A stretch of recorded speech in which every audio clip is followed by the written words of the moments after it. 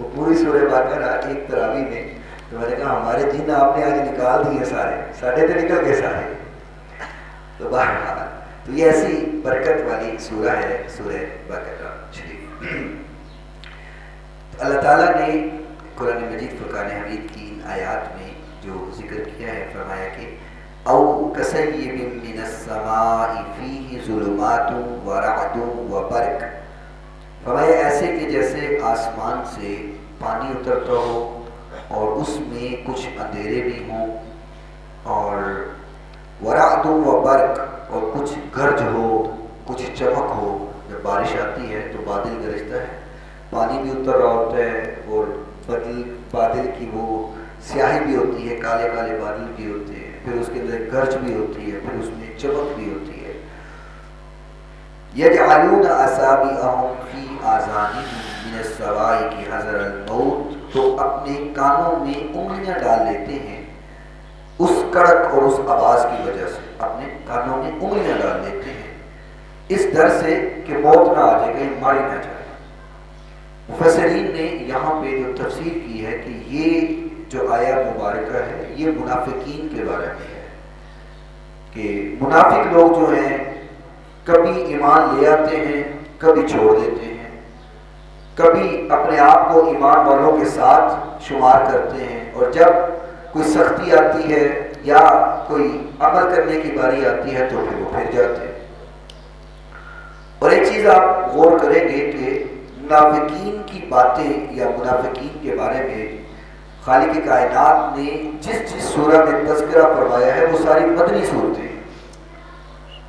کوئی مکی سورہ کے اندر آپ کو منافقین کا ذکر نظر نہیں آئے گا. جو آیات جو سورہ مکے میں نازل ہوئی ہے وہاں آپ کو منافقین کے بارے میں بات نظر نہیں آئے گی. منافقین کی جتنی بھی اللہ تعالیٰ نے باتیں کی ہیں وہ ساری کی ساری مدنی صورتوں کے اندر ہے.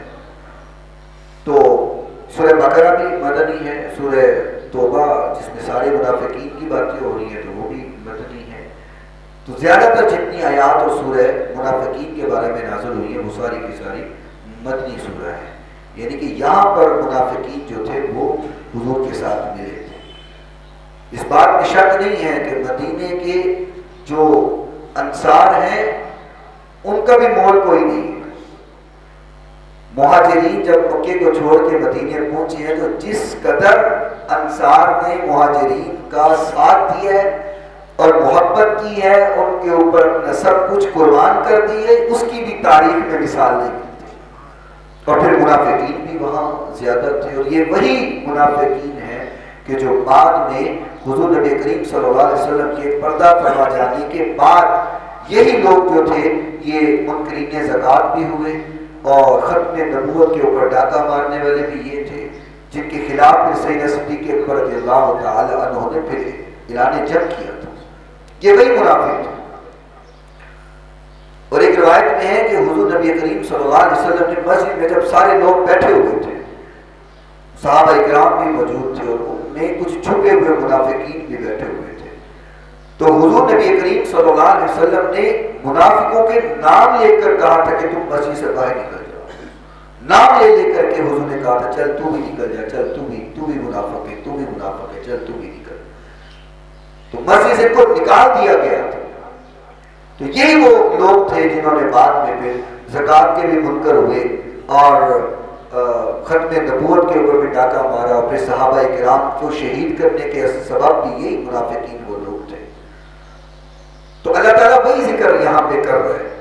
فرمایا کہ آسمان سے جو پانی اترنا ہے تو اس کو تشبیہ دی جاتی ہے کہ جو اللہ تعالیٰ کے احکام نازل ہو رہے ہیں تو اس میں اندھیرا بھی ہے اور اس میں گرج بھی ہے، چمک بھی ہے. مطلب یہ کہ اس میں کچھ نہ کچھ تنگی بھی ہے.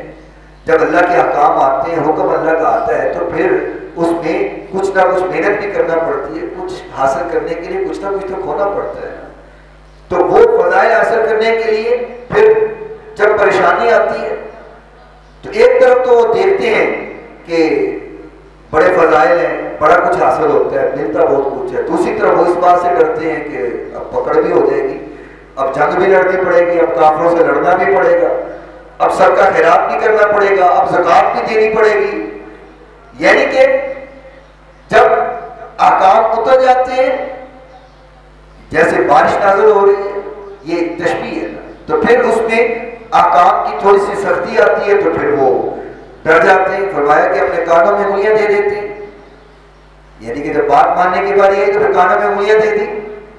اور وہ جو کڑک ہے یعنی کہ جو احکام نازل ہو رہے ہیں، کیونکہ حذر الموت، ڈرتے ہیں مر نہ جائیں ہم، یعنی کہ جب جنگ کی باری آئی تو پھر کہتے ہیں وہ پیچھے ہو جاؤ، پھر منافقت دکھانا شروع کر دیتے ہیں. ویسے کہتے اسی بڑے پکے مسلمان ہیں، مومن ہیں، اور جب حضور کے ساتھ چلنے کی باری آئی تو پھر موت سے ڈر کے پیچھے ہو جاتے ہیں. فرمایا کہ واللہ محیط بالکافرین، اور اللہ نے کافروں کا احاطہ کیا ہوا ہے. ٹھیک ہے، اللہ کو پتہ ہے کیڑے چنگے نے کیڑے بندے، کون اللہ کی رضا کے لیے کام کر رہا ہے اور کون ڈنڈی مار رہا ہے. آج دنیا میں آپ مثال دیکھیں، آج ہی مجھ سے سوال پوچھا جا رہا تھا کہ جی وہ بچوں کے نام پہ اگر پیسہ جمع کیا ہو نابالغ بچوں کو تو پھر تو زکوٰۃ تو نہیں ہوتی. اب لوگوں کو پتہ چل گیا کہ نابالغ بچے کے اوپر زکوٰۃ فرض نہیں ہوتی، تو وہ اپنی دولت، اپنے مال کو بچوں کے کھاتے میں ڈال دیتے کہ جی یہ تو پیسہ یا یہ جو سونا ہے یہ تو میرے بچوں کے نام کیا ہوا ہے، تو بچوں کو پھر زکوٰۃ تو فرض نہیں ہے، تو اس کا مطلب میں نے زکوٰۃ تو نہیں دینی. یعنی کہ اللہ کو دھوکہ دینے کی کوشش کر رہے ہوتے ہیں. چکر بازی وہ بھی اللہ ہے، فریب وہ بھی اللہ ہے. اور آپ پیچھے منافقین کی اوقات پڑھ رہے ہیں کہ جو اللہ کو فریب دینے کی کوشش کرتے ہیں وہ خود اپنے آپ کو فریب دے رہے ہیں، اللہ کو نہیں فریب دے سکتے. اور آج لوگ ایسے کر رہے ہیں کہ جی مثال کے طور پر 10 تولے 15 تولے سونا پڑا ہوا ہے تو ظاہر بات ہے زکوٰۃ تو دینی پڑے گی. وہ جی یہ حضرت صاحب یہ تو میں نے اپنی بیٹی کے نام لگا دیا تو وہ نابالغ ہے تو اس کا مطلب زکوٰۃ تو نہیں دینی پڑے گی. تو جان چھڑانے کی کوشش کرتے ہیں. حالانکہ احکام یہ ہے، حکم یہ ہے کہ والدین اگر فوت ہو گئے ہیں، یتیم بچے ہیں، ان کے ورثاء نے، چاچے نے، مامے نے، تائے نے، کو جو ان کے حصے کی دولت تھی، وراثت کا معاملہ تھا، اس کو رکھ دیا. اب وہ زمین بھی ہو سکتی ہے کہ یہ زمین ان یتیموں کی ہے، اب اس کو استعمال نہیں وہ کر سکتے جب تک وہ بچے بالغ نہ ہو جائیں اور وہ اپنی مرضی سے اس کو یوٹیلائز نہ کریں. سونا ہے، دولت ہے، مال ہے، زمین ہے، گھر ہے، تو ان بچوں کے نام کر کے رکھ دیا کہ یہ بچے ابھی نابالغ ہیں اور جب یہ بڑے ہوں گے تو پھر حق یہ ہے کہ جب تک وہ بڑے نہ ہوں یا بالغ نہ ہوں اس کو استعمال نہیں کر سکتے. لیکن اگر ملکیت بھی میری ہے، وہ میری ہی ملکیت میں پیسہ بھی پڑا ہے، سونا بھی پڑا ہے، چاندی بھی پڑی ہے، زمین کو بھی میں استعمال کر رہا ہوں، کبھی بیچ دیا، کبھی رکھ لیا، کبھی کھیتی باڑی کر لی، گھر بنا لیا، کرائے پہ چڑھا دیا، کرایہ بھی کھا رہا ہوں، تو جب زکوٰۃ دینے کی باری آئے کہ نہیں نہیں نہیں یہ تو بچوں کے نام ہے، تو یہ تو اللہ کو دھوکہ دینے والی بات ہے. یہ انداز ٹھیک نہیں ہے، اللہ کو دھوکہ نہیں دے سکتے. جو لوگ اس طرح کرتے ہیں اپنے مال، اپنی زکوٰۃ کا پیسہ بچانے کے لیے یہ ڈرامے بازیاں کرتے ہیں، فریب بازیاں کرتے ہیں، دغا بازیاں کرتے ہیں، تو کیا وہ پیسہ بچ جاتا ہے؟ تو بچتا نہیں ہے، وہ کہیں اور طریقے سے نکل جاتا ہے. خدا نخواستہ اللہ سب کو اپنے حفظ و امان میں رکھے. ایکسیڈنٹ ہو گیا، گاڑی تباہ ہو گئی، فیکٹری میں آگ لگ گئی، گھر کا کوئی اور نقصان ہو گیا، بچے بیمار ہو گئے، جب اللہ کا حصہ ہم رزق میں سے نہیں نکالیں گے تو پھر ان صورتوں میں نکلے گا. وہ نقصان کی صورت میں پیسہ نکل جاتا ہے لیکن اس طرح نکالنا فائدہ دے گا، اس طرح کوئی فائدہ نہیں. تو اللہ کا حصہ نہیں نکالیں گے وہ تو کسی نہ کسی طریقے سے تو نکل جائے گا. بعض لوگ کیا کرتے ہیں جی 20 تولے زیور ہے تو 5 بچے ہیں تو ایک کرو 4 تولے سارے دے نام پا دے، 7.5 تولے ہونا ہے تو زکوٰۃ ہو رہی ہے نا، سمجھے؟ 7.5 تولے سونا ہوگا تو زکوٰۃ ہوگی. اب وہ بچوں میں تقسیم کر دو تھوڑا تھوڑا تھوڑا، جی سارے نصاب سے کسی بھی نہیں پہنچتا پیا، کوئی بھی نصاب میں نہیں پہنچتا پیا. بچوں کا نام لے کے رکھا 20 تولے میں نے خود ہی ہوا ہے، ضرورت پڑی تو بیچ بھی دیا، رکھا خود ہی ہوا ہے. تو اس طرح کرنے سے بندہ بری ذمہ نہیں ہوتا، پکڑ اس کی آ جاتی ہے. تو فرمایا کہ اللہ تعالیٰ نے احاطہ کیا ہوا ہے کافروں کا. یکاد البرق یخطف ابصارہم، اور فرمایا کہ وہ بجلی یوں محسوس ہوتی ہے کہ جیسے ان کی آنکھوں کو کھینچ لے گی، وہ اندھے ہو جائیں گے، ایسی تیز بجلی ہے۔ کلما اضاء لهم مشوا فيه، اور جب اس میں چمک ہوتی ہے تو چلتے ہیں۔ وَإِذَا أَظْلَمَ عَلَيْهِمْ قَامُوا، جب وہ چمک ختم ہو جاتی ہے، اندھیرا ہوتا ہے تو پھر رک جاتے ہیں۔ یہ اللہ مثال دے رہا ہے منافقوں کی کہ جب احکام آ جاتے ہیں تو یہ ایسے منافق سمجھتے ہیں جیسے انہوں نے دیکھا ہی کچھ نہیں ہے، دیکھ لے تو ان کی آنکھیں بند ہو جائیں۔ تو جب روشنی ہوتی ہے تو اللہ مثال دے رہا، پھر چلتے ہیں۔ جب ان کو انعام کی بات سمجھ آتی ہے، جنت کی باتیں ہوتی ہیں، ثواب کی باتیں ہوتی ہیں، اللہ کی رضا کی باتیں ہوتی ہیں، تو پھر یہ بڑے خوش ہوتے ہیں، ہاں ہم تو پکے ہوں۔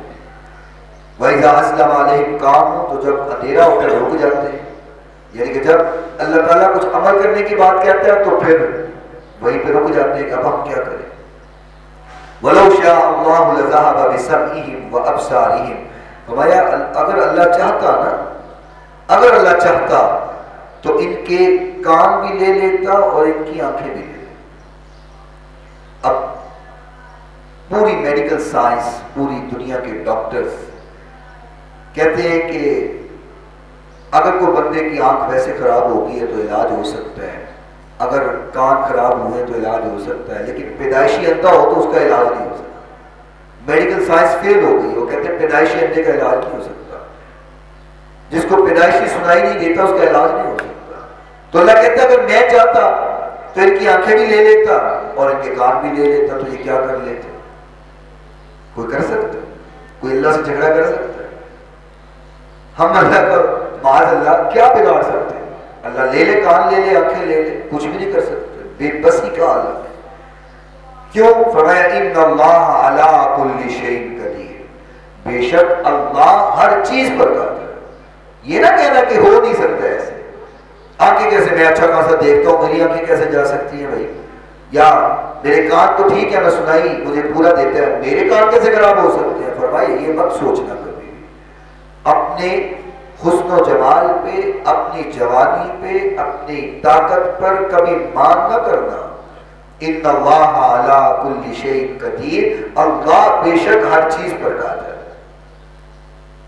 یا ایھا الناس اعبدوا، اے لوگو اعبدوا ربکم الذی خلقکم، تم عبادت کرو اپنے اس رب کی۔ اللہ اب یہاں پہ پہلے مومنین کا ذکر ہوا سورہ بقرہ کی شروع والی آیات میں، اور پھر ان آیات میں منافقین کی بات ہوئی ہے، تو اب اللہ تعالیٰ عبادت کے بارے میں بات سمجھانے لگے۔ فرمایا اے لوگو اعبدوا، عبادت کرو، ربکم، جو تمہارا رب ہے، الذی، وہ ذات، خلقکم، جس نے پیدا کیا تمہیں، جو خالق ہے، جو مالک ہے، جس نے یہ تخلیق کی ہے، تمہیں وہ بنانے والا ہے، اور نہ صرف تمہیں، والذین من قبلکم، اور وہ لوگ جو تم سے پہلے گزرے۔ اب کتنی دنیا گزر گئی ہے، آدم علیہ السلام سے لے کر، اور جب یہ آیات کا نزول ہوا اس سے پہلے نہ جانے کتنی لاکھوں اربوں دنیا آئی اور پھر دنیا سے چلی گئی، اپنا مقررہ وقت گزارا وہ چلا گیا، سب نے جانا ہی جانا ہے، کوئی ہمیشہ نہ رہا ہے نہ رہے گا۔ وہ لوگ جو پہاڑوں میں سوراخ کر کے اپنے گھر بنا لیتے تھے، آج تو ان کا نام و نشان بھی مٹ گیا، ان کی قبروں کا بھی کسی کو پتہ نہیں کہ کہاں پر تھی۔ تو فرمایا کہ وہ لوگ جو تم سے پہلے تھے ان کو بھی بنانے والا تمہارا رب بھی ہے، اور تمہیں بھی بنانے والا تمہارا رب ہے۔ تم عبادت کرو اپنے رب کی، لعلکم تتقون، تاکہ تم پرہیزگار ہو جاؤ۔ یہاں پہ بات سمجھنے والی، عبادت انسان کو پرہیزگار کرتی ہے، عبادت انسان کو اللہ کا ڈرنے والا بناتی ہے، عبادت دل کو نرم کرتی ہے، عبادت اللہ کا خوف دل میں پیدا کرتی ہے، عبادت اللہ کے قریب کرتی ہے۔ اور اگر یہ سب کچھ نہ ہو تو اس کا مطلب ہے پھر ہماری عبادت میں کوئی نہ کوئی نقص رہ گیا ہے، کوئی کمی رہ گئی ہے، کہ عبادت کر کے بھی ہمارا دل نرم نہیں ہو رہا، عبادت کر کے بھی ہمیں اللہ کا خوف نہیں آ رہا، اللہ کا ڈر نہیں آ رہا۔ اللہ تعالیٰ نے آگے ایک مقام میں فرمایا ہے کہ جو اللہ کے بندے ہوتے ہیں یہ وہ ہوتے ہیں کہ جب ان کے سامنے قرآن کی تلاوت کی جائے تو وجلت قلوبہم، ان کے دل ڈر جاتے، تفیض من الدم، ان کی آنکھوں سے آنسو جاری ہو جاتے۔ تو اگر ہماری عبادت ہمارے دل کو اتنا نرم نہیں کر رہی اور عبادت کرنے کے بعد ہمارے دل میں اللہ کا خوف اور ڈر نہیں آ رہا تو اس کا مطلب ہے ہم سے کوئی کمی رہ رہی ہے، ہم عبادت کا حق ادا نہیں کر پا رہے۔ ہمیں اللہ صحیح معنوں میں عبادت کرنے کی توفیق عطا فرمائے، جو حق ہے وہ حق پورا کرنے کی توفیق عطا فرمائے۔ تو فرمائے وہ لوگ جو عبادت کرتے ہیں، عبادت کرو لوگوں اپنے رب کی جس نے تمہیں پیدا کیا، تم سے پہلے لوگوں کو پیدا کیا تاکہ تم پرہیزگار ہو جاؤ، اللہ سے ڈرنے والے ہو جاؤ۔ الذی، اب یہ اللہ اپنا تعارف کروا رہے ہیں، اپنی ذات کی پہچان اللہ خود کروا رہے ہیں۔ فرمائے کون تمہارا رب؟ پہلے اللہ نے فرمایا جس نے تمہیں پیدا کیا، تم سے پہلے لوگوں کو پیدا کیا۔ الذی، پھر اللہ اپنا تعارف کروا رہے ہیں، وہ ذات، وہ تمہارا رب، جعل لکم الارض فراشا، جس نے زمین کو تمہارے لیے بچھونا بنا دیا، فرش بنا دیا ہے، والسماء بناء، اور آسمان کو چھت بنا دی۔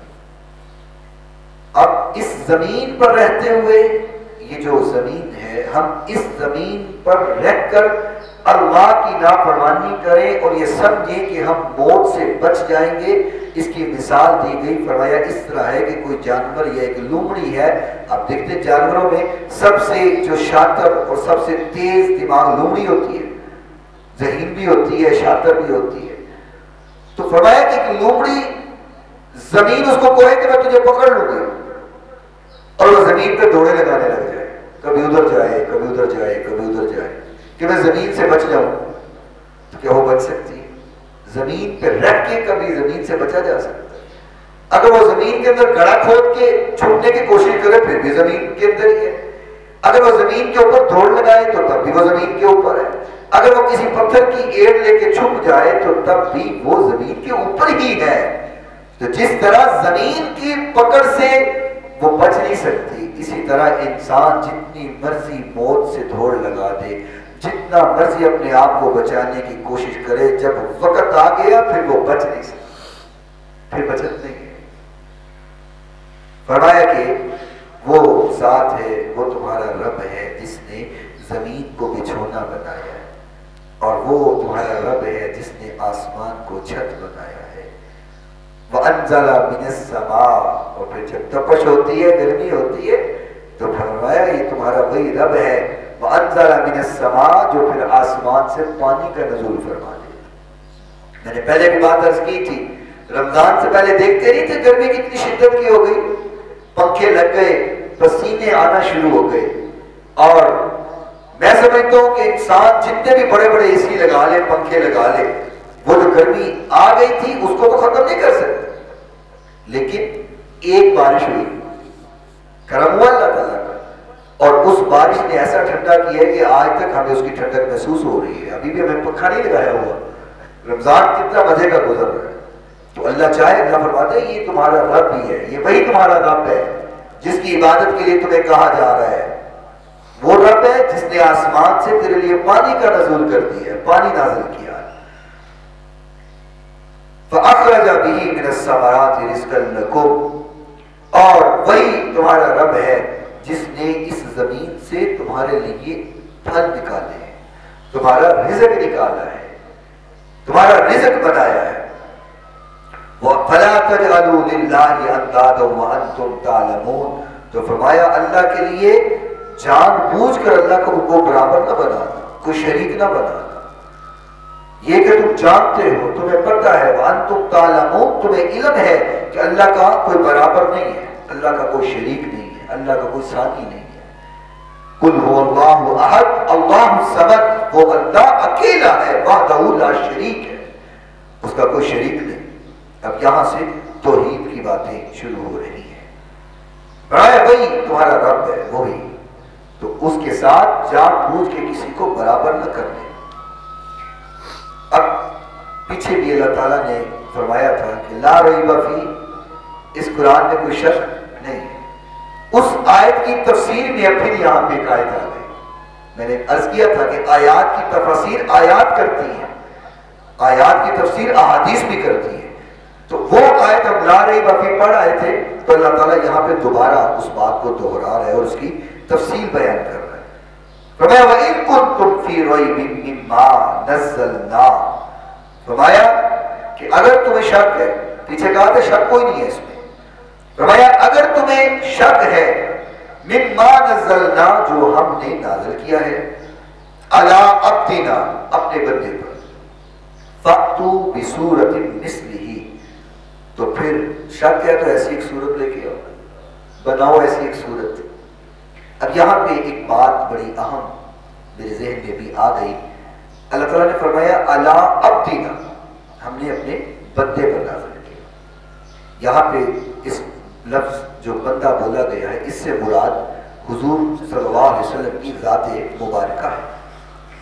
اب وہ لوگ جو اس ضد پر ہیں کہ حضور ہم جیسے بشر ہیں، بازل ہم جیسے حضور اور ہم جیسے بشر، وہ ایسی آیات کو پڑھ کے نا تو کہیں گے دیکھو جی اللہ کہہ رہا ہے عَلَىٰ عَبْدِنَا، ہم نے اپنے بندے پہ نازل کیا. یہ تو نہیں کہا عَلَىٰ نُورِنَا، ہم نے اپنے نور پہ نازل کیا. تو تم کہتے حضور نور ہے، تو یہاں تو اللہ بندہ کہہ رہے ہیں، تو پھر کیا قرآن غلط کہہ رہا ہے؟ یہ ان کا ایک طریقہ واردات ہے لوگوں کو کیسے گمراہ کرنا. دیکھو نا اللہ کہہ رہا ہے عَلَىٰ عَبْدِنَا، اپنے بندے پر نور تو نہیں کہا، تو تم کہتے حضور کی ذات نور ہے، تو پھر یہاں تو بندہ کہا جا رہا ہے.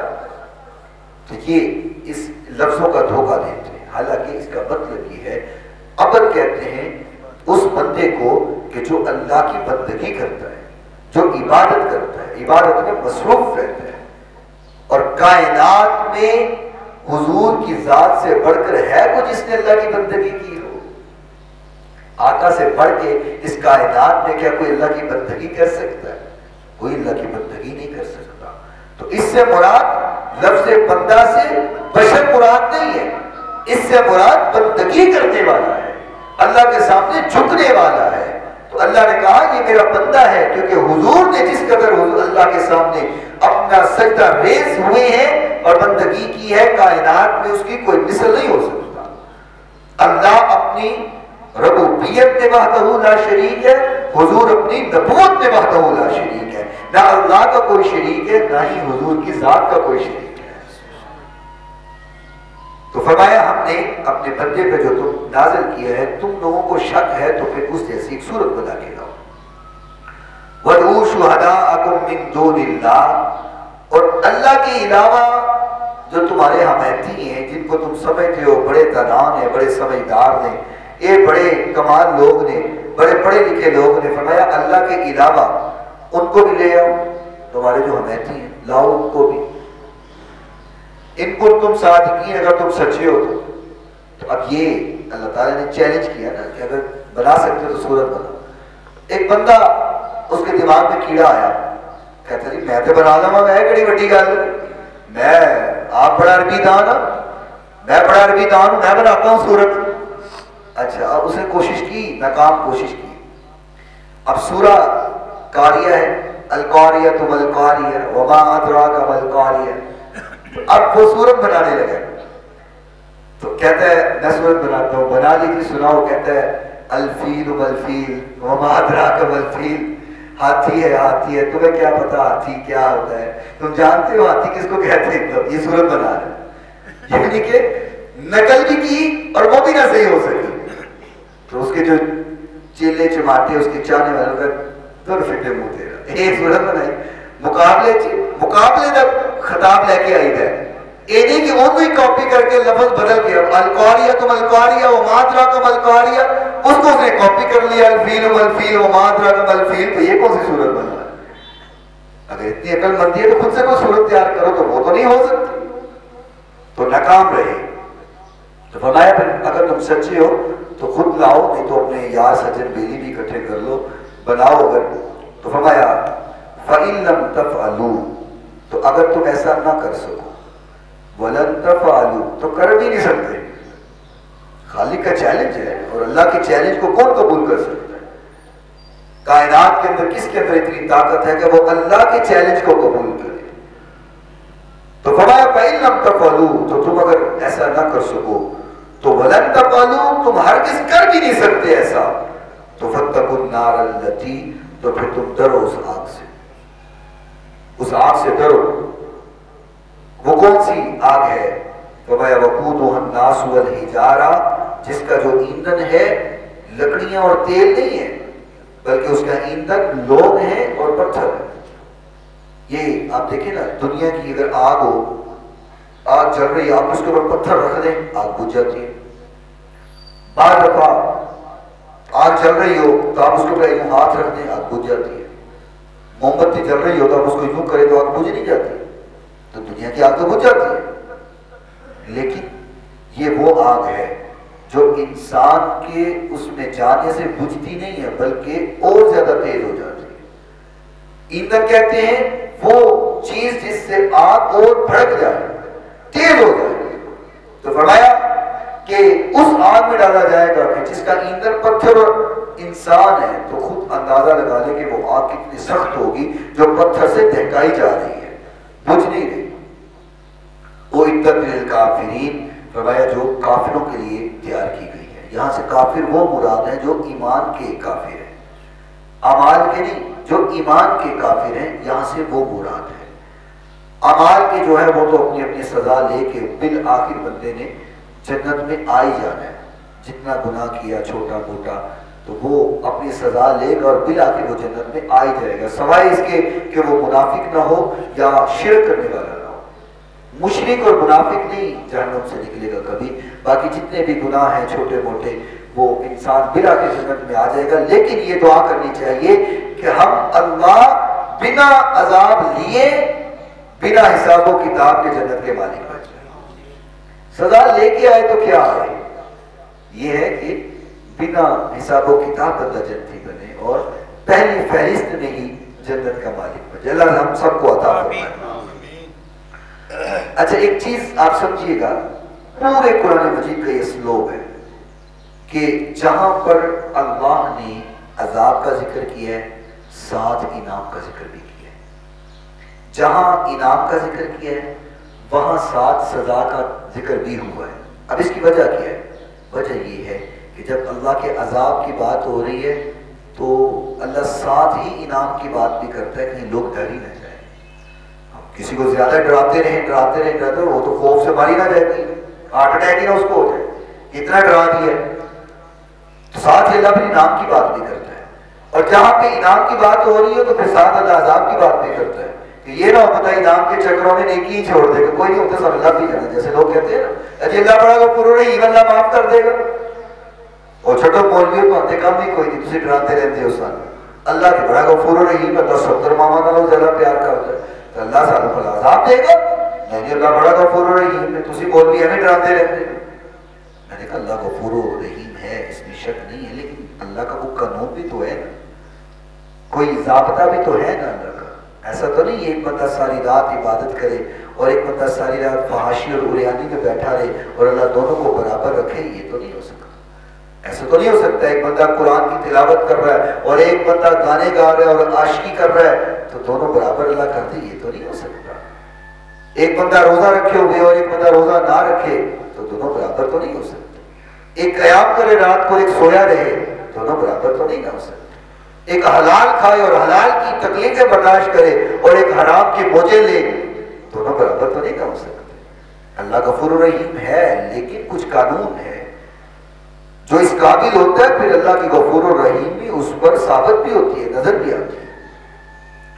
تو بہرحال فرمایا یہاں پہلے کافر کی بات ہو رہی تھی، عدت للکافرین جو کافروں کے لیے تیار کی ہے، اور ساتھ ہی اللہ نے بات فرمایا وہ بشر الذین، اور بشارت بھی ہے، یعنی کہ لوگ ڈر نہ جائے، زیادہ بات سخت ہو گئی ہے، پیچھے سخت بات زیادہ ہو گئی ہے، عذاب کی بات ہو گئی ہے۔ فرمایا وہ بشر الذین، اور مبارک ہے، خوشخبری بھی ہے، بشارت ہے ان لوگوں کے لیے آمنو جو ایمان لائے، وعاملوا الصالحات اور انہوں نے اچھے عمل کیے۔ بشارت کس چیز کی ہے؟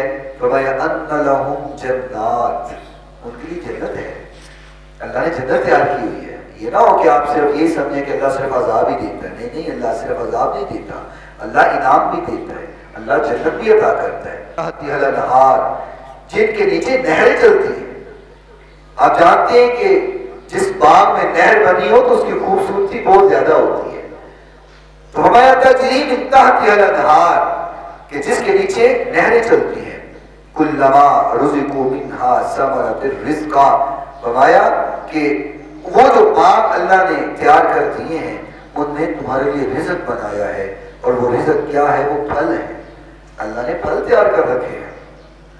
قالوا هذا الذي رزقنا من قبل، جب مومنین کو اور انعام یافتہ لوگوں کو، جنتیوں کو وہاں پھل ملے گا تو وہ کہیں گے قالوا هذا الذي رزقنا من قبل، یہ پھل تو ہم نے پہلے کہیں دیکھا ہے، یہ پھل ہم نے پہلے کہیں دیکھا ہے. مثال کے طور پر دنیا میں فروٹ موجود ہے، پھل موجود ہے، سیب ہے، انار ہے، کیلا ہے، انگور ہے، تو پھل موجود ہے. تو جب ان کی مشابہت جنت میں ملے گا تو جنتی کہ ہاں ان کو تو کبھی دیکھا ہے، یہ تو پھل دیکھے دیکھے لگتے ہیں، اس سے پہلے ان کو دیکھا ہے.